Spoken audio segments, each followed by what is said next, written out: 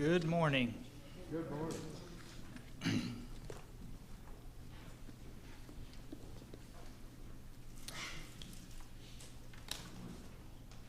Glad to be back. If you didn't know, I was gone Wednesday, so I'm back now, obviously. Today's lesson 7 in our study of Ezra and Nehemiah, takes us to Nehemiah chapter 4.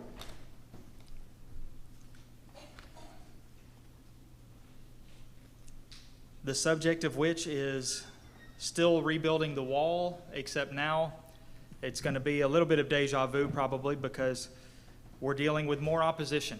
Opposition to God's people in doing God's work, I guess we could say as a general principle, namely the building of the wall around Jerusalem. Even though Nehemiah had the king's permission and support, there were enemies that weren't on board. They said it was an act of rebellion. They did not want them to do it. They tried to discourage them from doing it. They tried to stop them in the building of the temple throughout that stage. Now, the wall, we have two new named enemies who are trying to do the exact same thing with the rebuilding of the wall, which had been destroyed by Nebuchadnezzar 100-something years ago at this point. And whenever we understand, as much as we can understand, the size of the wall, it makes it all the more impressive that they were undertaking this work and that they actually got it done. Spoiler alert, I guess, they did get it done. But it was a very big wall. I guess the exact dimensions are unknown, but I guess, as our book says, the circumference could have been somewhere between 2 and 2.5 miles, and potentially up to 8 feet thick. Sounds very thick to me, but even half that is pretty thick. So it would be a very big task, and amazingly, they got it done in less than 2 months. With the help of God, of course. But whenever we understand not just the size, but how much opposition they were going through, it makes it even more impressive that they were able to continue and to complete this work. And Nehemiah, his efforts in this, his role, kind of puts him in a hall of fame, I guess, of sorts, of leaders of God's people. And rightly so. He motivated people from various backgrounds to work together. He distributed the work so that people were not overwhelmed. They were encouraged and motivated, but not overwhelmed with the work. He encouraged the Jews to continue, even though they were facing ridicule and discouragement and fear. And when the wall was done, it gave them a sense of security, and that was something they very much needed, especially when there were enemies all around taunting them and discouraging them the whole time they were building the wall. It would have been a great accomplishment, but it also would have sort of been a statement or a feeling of reclaiming what they used to have back before their lives even began, before the exile. But Nehemiah is a great example of leadership, and they are a great example of workmanship. That's what we'll see here. Yes?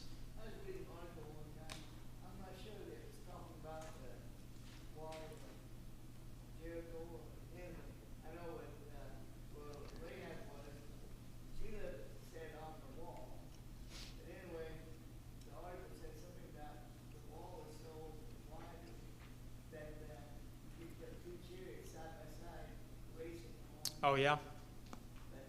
So that would have to be, maybe 8 feet thick or so, that wall. That may have been pretty standard. It seems it would be at least, the image that we probably would get in our heads is at least wide enough to walk across, for centuries or, guards up there. But regardless, it was a difficult task for them. Mm-hmm.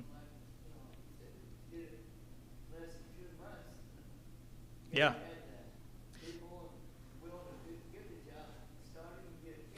Yeah. all the supplies that would go along with building it. Yeah, just think about how long it took them to get the temple done because they stopped, That wasn't going to happen this time around. And Nehemiah is really to thank for that. Yeah, Dean, do you have something? Yeah, of course, we, like I say, back then, the walls that they made and built are a lot thicker than what we, normally think. Just like we see the wall of China. Why did it? Just, I'm sure that was, incomparable to these walls we had because of the fact that it was a monument to them. And so you think that when you're going to build something that's going to be a monument, type deal, you're going to make it as strong and as thick as you can. Yeah. That's what it was. Yeah, it would be kind of pointless if it wasn't strong enough to withhold potential attack, So it would need to be at least that strong. But again, the dimensions are irrelevant, really. The point here that for us to see is they were doing something that God wanted them to do, it seems anyway. But men wanted to get in the way of that. And that, on the level of a principle, has always been happening. God wants his people to do one thing. Man wants to keep them from doing whatever that thing is. So what do you do in those situations? What to do? Well, we'll see what they did. Starting into the first 6 verses of Nehemiah chapter 4, this is what it says. Now when Sanballat heard that we were building the wall, he was angry and greatly enraged. Notice the first person, by the way. And he jeered at the Jews. And he said in the presence of his brothers and of the army of Samaria, what are these feeble Jews doing? Will they restore it for themselves? Will they sacrifice? Will they finish up in a day? Will they revive the stones out of the heaps of rubbish and burned ones at that? Tobiah the Ammonite was beside him, and he said, yes, what they are building, if a fox goes up on it, he'll break down their stone wall. Mockery. They're mocking them. Oh, good old Sanballat and his, comrade, colleague, Tobiah. He was angry. In fact, angry and greatly enraged. Why would he be so mad? What does it have to do with him? Why would he be angry? And, it's one thing to, think it's silly and laugh at it, which is kind of what came out. But greatly enraged and angry sounds a little extreme. Maybe he was taking it personal as one who didn't want this to happen, who tried to keep this from happening. And now it's like a personal affront to him, to his pride or to his ego. And that's why it would make him angry. But again, on matter of principle, sometimes people just don't, they will get angry when anybody tries to do anything right or good for whatever reason. That's their own problem. But jeering at them, jeered at them. Anybody's version say something different than jeered? Just out of curiosity. Mocked. Insulted. Scoffed. Made fun. Ridicule. Things like that. So that's the scene. That's what we have. Sanballat, apparently, it seems, has been identified as the governor of Samaria. And the mention of the army, at least according to the ESV, the word army is used. That word apparently is kind of, can mean a few different things.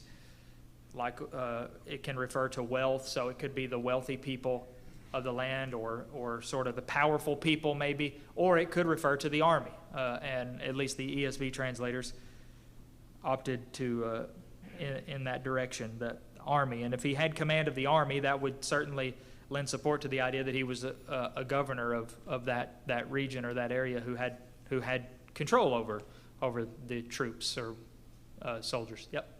Since this was an army of Samaritans, we know that the Jews looked down upon the Samaritans, that they were a mixed race between the Jews and the Gentiles.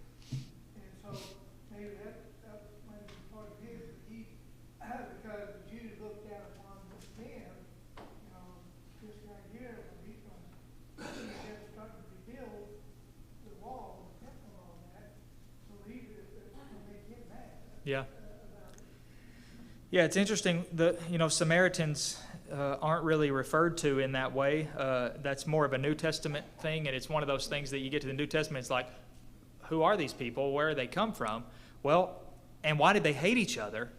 It goes a lot deeper than just that they were a mixed race. I mean, we're looking at the history of their relation together, and we've made mention in the past and just made note of how in the East, people don't generally forget grievances as quickly as we tend to do.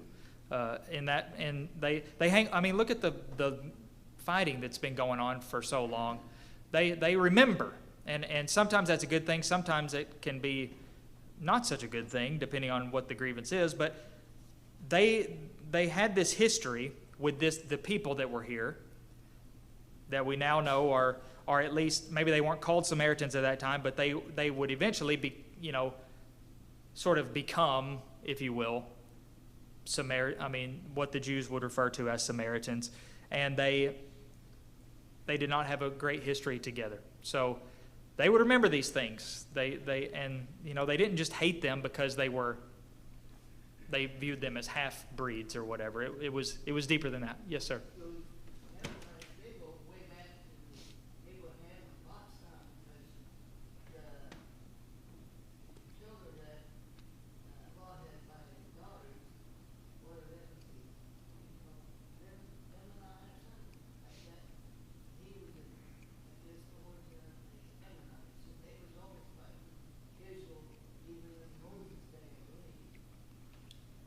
Yeah, they had a lot of enemies around.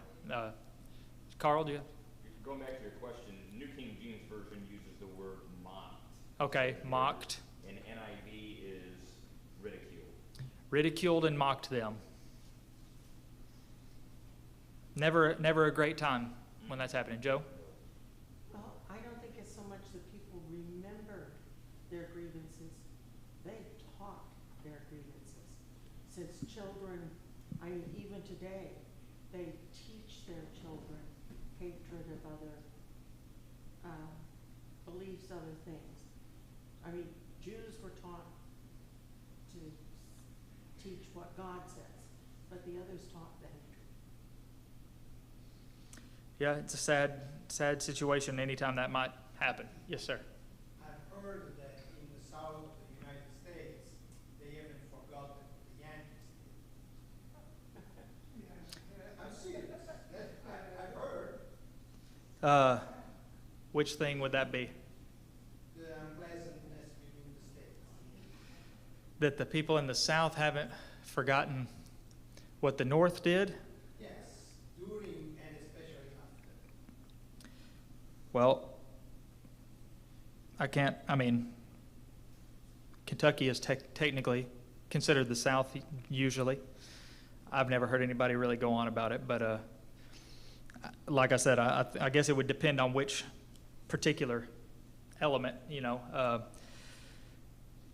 but I guess in references and things such as Yankees, like that, I don't think anybody, well, some people probably use that as an insult, but, it's just a word.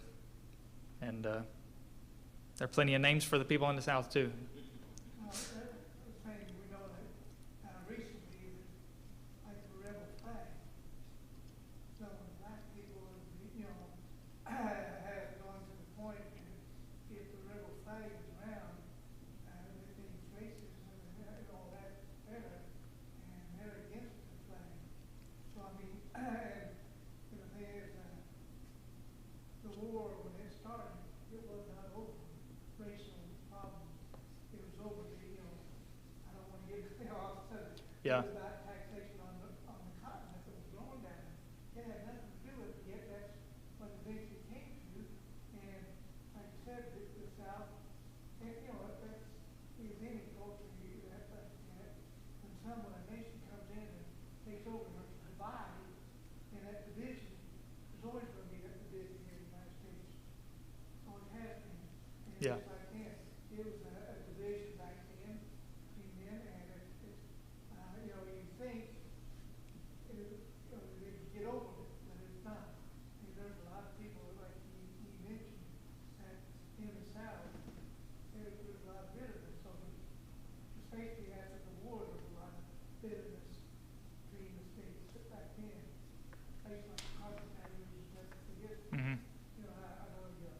Yeah, I mean, it's unfortunate anytime a people as a whole can't move forward and hang on to these grievances. Just to use us as an example, there is not a single person living today who had anything to do with anything that happened 200 years ago or 150 years ago.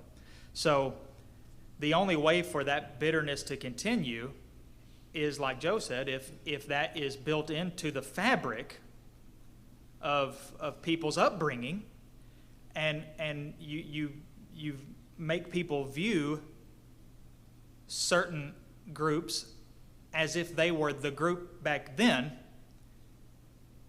which is not how things work. Just because they are maybe the great-grandchildren or great-great-grandchildren or just live in the area where that happened doesn't mean that they personally have anything to do with any of it. So sadly, the Samaritans and the Jews, as time went on, that could have been the case with them, but they held on to that. And the people that were Samaritans were always viewed more or less as exactly the Samaritans of old, and the Jews of old. So whatever grievances they did back then to our people back then, the people now have done to us today.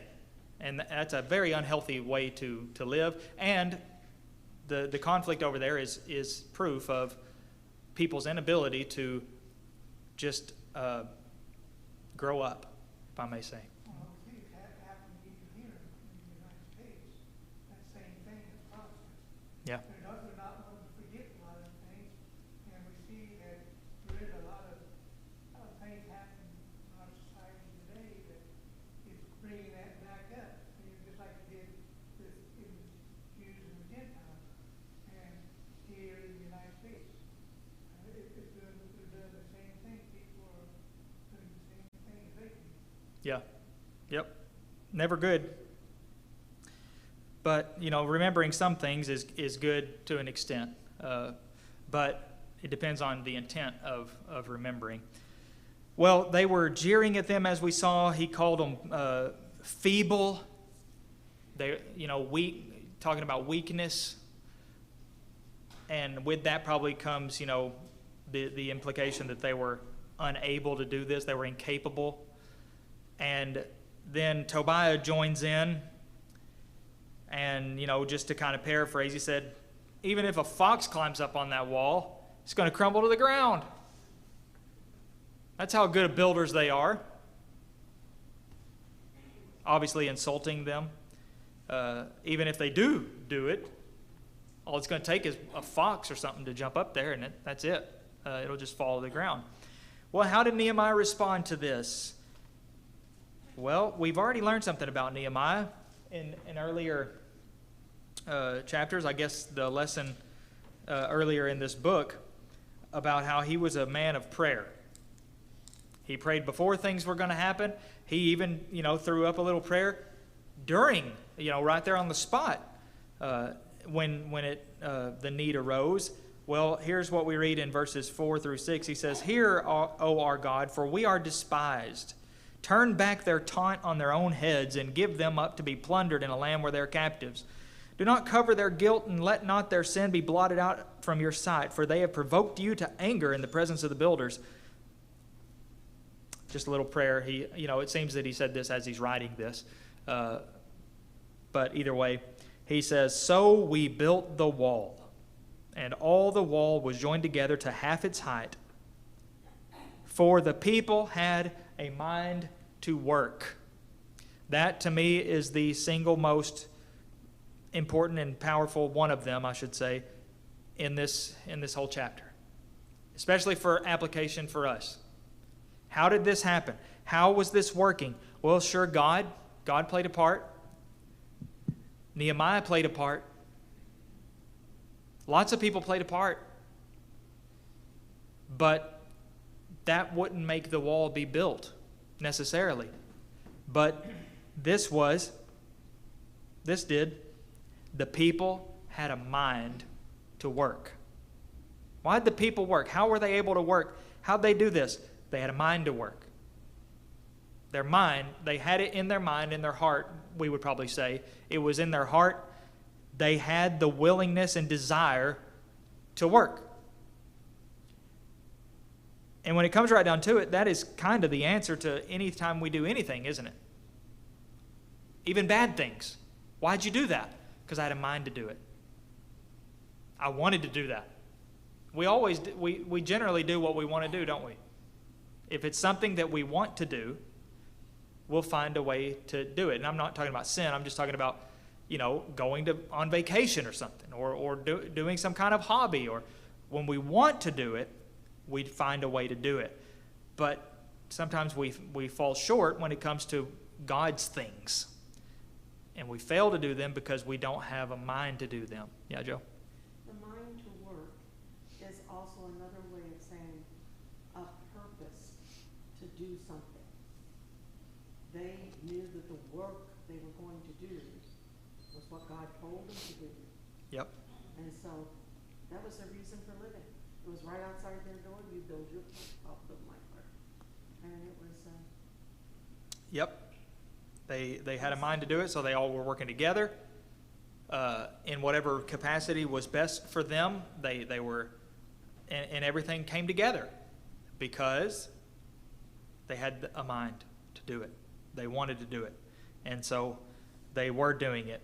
It's also probably worthy of note that Nehemiah, at least according to the text, doesn't seem to have responded at all to these jeers and these taunts, and that's hard to do.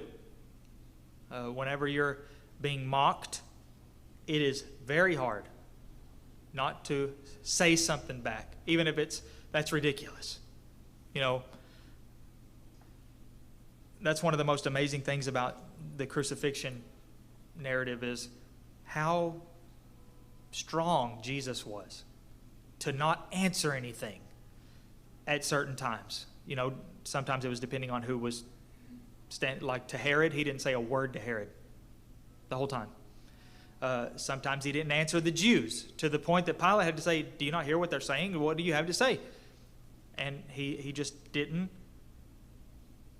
It's like he didn't even acknowledge it. And that seems to be what Nehemiah may have done here. Didn't even. It was petty. It was childish. It was unfounded. Why even give it recognition? Just ignore it.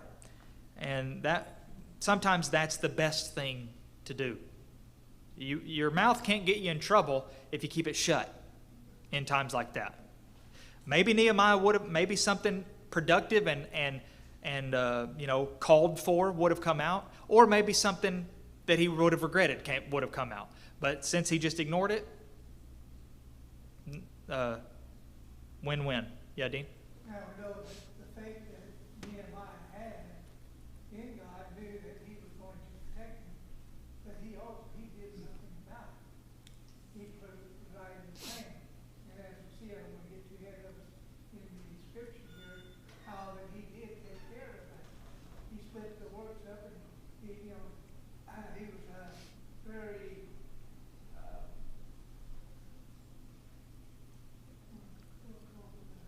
anyway, he was the leader, and he devised a plan to where, and it gave the confidence in the people to build up their strength too in God. And by him doing that, they were able to do whatever they wanted. And of course, he knew that God, he had faith in God to do it, but though, just like we know that God is going to help us today, but we have to do something. Yep. We're going to be saved, but we have to do something about it. God put the plan out there, just like and he was going to protect him, but the Jews had to do something. I wasn't going to do it on his own. And that's just something we just sit back and think that since we do obey the gospel, that's all it is. God's going to protect us. We don't have to do anything else.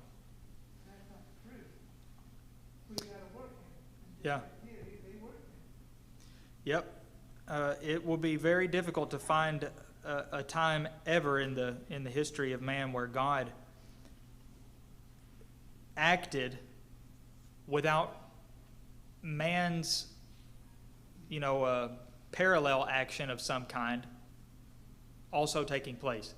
As far as off the top of my head, the closest thing that I can think of to that is whenever the angel of the Lord came and smote, the 185,000 men. But even then, there was prayer involved. There was repentance involved that led God to that action. But God requires action from his people, even when he does directly have a hand in that. And the people understood that, and they didn't expect God to just, they knew that God had the power. He built the universe, if you will. He could build a wall, but they understood that their hands were needed, their backs were needed, their legs were needed, and their efforts, with God's effort, would bring about the desired result. But as for Nehemiah not responding, Proverbs 26:4 was a good reference there. Answer not a fool according to his folly, lest you be like him yourself. So don't stoop to their level. In other words, sometimes ignoring it's the best thing. But when God's people work together, great things will happen. That is a lesson that we learn multiple times over in the scriptures. The next few verses, we get into a little conspiracy. It says, now when Sanballat and Tobiah and the Arabs and the Ammonites and the Ashdodites heard that the repairing of the walls of Jerusalem was going forward and that the breaches were beginning to be closed, they were very angry. Here we go again. And they all plotted together to come and fight against Jerusalem and to cause confusion in it. So their initial efforts did nothing. So now they're angry again. So now they're dragging more people into it, and they start plotting together. Plotting together. Hey, let's do this. I got an idea. Why don't we join together and try to bring down this thing? It very much reminds me of in Jeremiah's ministry. The people of Israel, sadly, they did that exact thing against Jeremiah.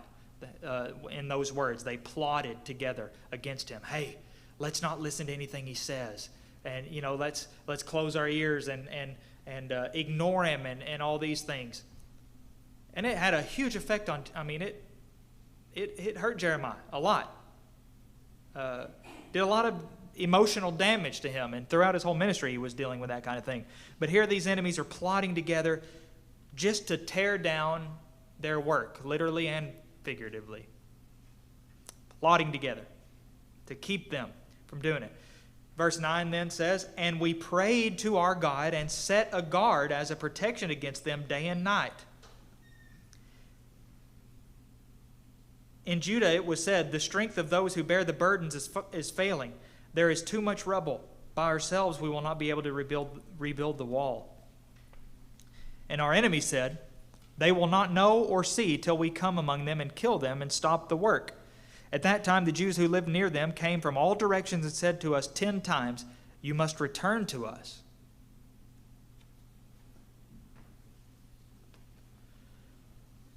We sort of just made this point, but here it is again in verse 9. Notice. Number 1, we prayed to God. Number 2, we set a guard. Prayed and set a guard. Why would they set a guard? Isn't that a lack of faith? What, you don't think your prayer did anything? No, not at all. Prayed to God and did what we could do. We prayed to God that he would do what only he can do, and meanwhile we do what we can do. It's God using human instruments to protect. And just because they set a guard doesn't mean that, well, you were protected because you set a guard. It had nothing to do with God. You just made that God part up. It's in your own head. Nope. And the other way, it doesn't mean, well, you set a guard, so you must not really think your God's that powerful. If you also, just in case, got to set up a guard, nothing contradictory or hypocritical about that. Any more than using soldiers in a battle that God's going to help you win. In a matter of defense, it's the same thing. It's just they were protecting them. And, the footnote in my Bible in verse 12 says that the meaning of the Hebrew is uncertain in the phrase, "You must return to us," what they meant by that. It could simply mean that they were encouraging them to get out, to drop it, and don't keep going because you're not safe. That maybe I don't know. That's just one possibility of what it meant, and that would have made it all the more difficult, probably, if that's the case. Even their own people were saying, "You need to." Some of the other people were telling them, "You must return to us." But again, it's not exactly clear what their words meant. But at any rate, the pressure was getting hotter and hotter. They were needing protection. They were praying, but Nehemiah was determined, we're not going to give up. We're not going to stop. We're going to keep going. So that's what we read next in verse 13, starting in verse 13. It says, "So in the lowest parts of the space behind the wall, in open places, I stationed the people by their clans, with their swords, their spears, and their bows.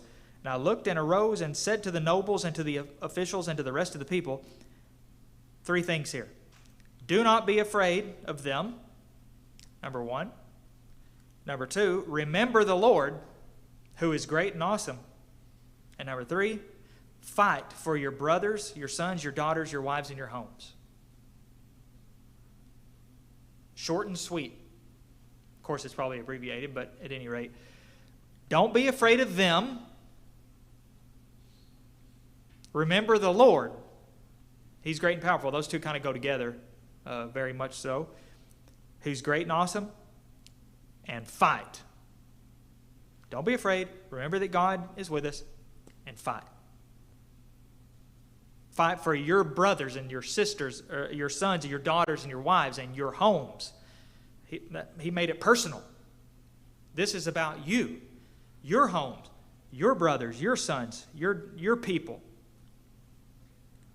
So, it says, "When our enemies heard that it was known to us that God had frustrated their plan, we all returned to the wall, each to his work.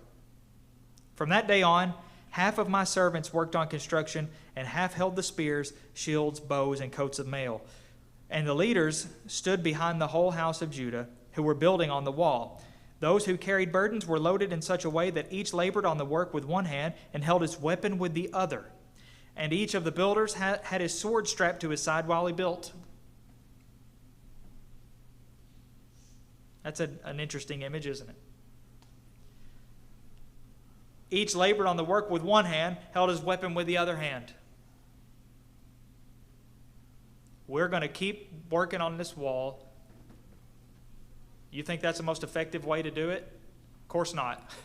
Got one, and maybe that's more of a figurative thing, but the idea, still, it's like they're having to keep watching their back. They're having, the opposition has not fled. But they're not going to stop. It may take twice as long, but we're not going to stop. Nehemiah probably knew that if we stop for a minute, we're going to be stopped for a long time. If we stop, it's going to be very difficult to start again. And that's already been proven, hasn't it? Remember last time they stopped? It took them 16 years to start again. And even then, only because God sent Haggai to them and said, "This is enough. Get up and get to building." Yeah.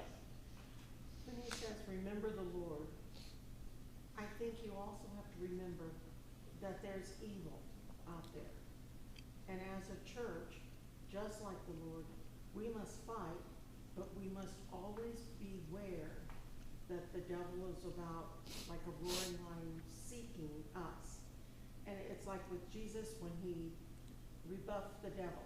He goes, "I'll come back at another time." The devil is not going to quit until we leave this earth. And we've got to be aware of that. Yep. God is stronger, but you're going to have to be prepared to pay attention to your own life, to the lives around you. He's there. The devil's lurked you. And he has more soldiers. That's why it's, Elisha and his, is it Elijah or Elisha? get them mixed up every time. But I think it's Elisha in this case, but I could be wrong. His servant, and he said, "What are we doing? They've got way more men than we do." And he asked God to open his eyes so he could see. Turned out that wasn't true. It was in an earthly sense, but the people helping them were immeasurably more powerful than the people fighting against them. And it's no different today. The world greatly outweighs the people of God in number. But obviously the people that are fighting against God don't have God. And that's the key. That makes all the difference. Dean, do you have something? Well, I think really what they were doing really even applies to us, as you said, even today, in a Christian life. We have to, go ahead and continue the word of God, but also we have to be on guard. Satan always out there. So in one sense, we have to, have a weapon on our hand. Our weapon is the word of God, and Jesus is the word. And live out here in the world. So we have to be prepared at all times. That's like this. They have to be prepared so that if the enemy did come, okay, they can stop the work. They can go ahead and fight. It's just right with the book of it, go back. So they have to be prepared. We have to keep being prepared, just like we have to today. We have to be prepared to have the word of God in our hand as a sword, as it says. And it is a sword that we can use. Yep, absolutely. So building is one of our tasks, spiritually speaking. Yes, sir, sorry.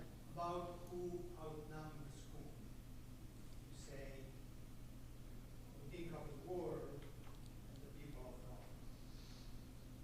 That to us is a side question to you.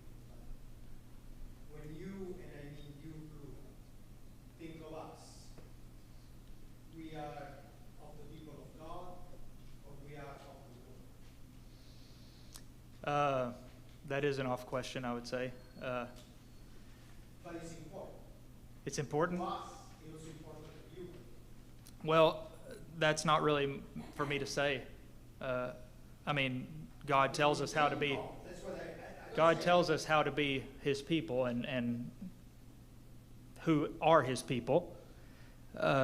In this, what I'm saying now is the people working against God are greater. No matter who you count as God's people, the world still has more on, the devil has more on his side than he has on, than God has on his side, as far as foot soldiers, if you will.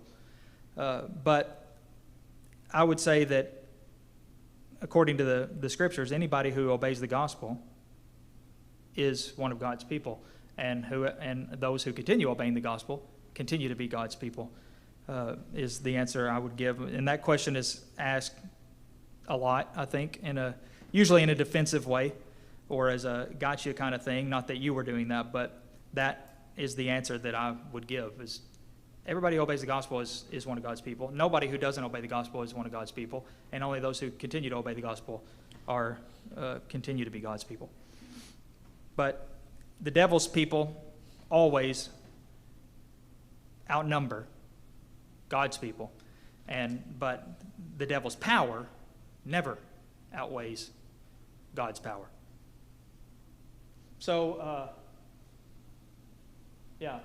naturally, when you're working on the wall that's going that's a very large, spread out, the workers themselves are going to start to be spread out. And so they had, the man who sounded the trumpet positioned, and if they hear the sound of the trumpet, then that was sort of what the trumpet would signify. They had everything in order. They had everything in place.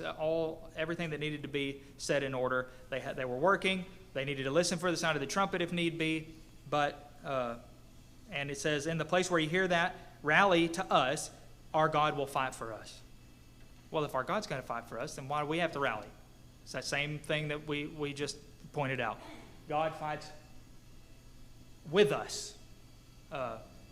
Yeah, for us, but not in the sense of in our place. He fights along with us. Okay, we're out of time pretty much, so what about some applications? It's not always easy to deal with persecution from others.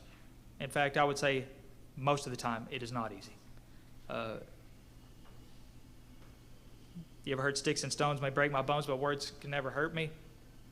Sure, that's good to teach kids because it is true to an extent, but it's not true in an absolute sense. The point is they're just words, and don't let them ruin your life, but they can still hurt sometimes. But when we learn to deal with persecution and that kind of thing, it'll help us tremendously. We should let our lives speak for themselves. Then you won't have to respond. I think, I referred to Jesus earlier. His life spoke for itself. His teaching spoke for themselves. His ways, his works. He didn't need to say anything in that case. Number 2, Christians must maintain a balance between their prayers and actions. Don't pray to God for a good harvest and then not go out and plant. You're going to get a good harvest if you don't plant anything? Literally impossible. But does that mean you should just go plant and not worry about praying? No.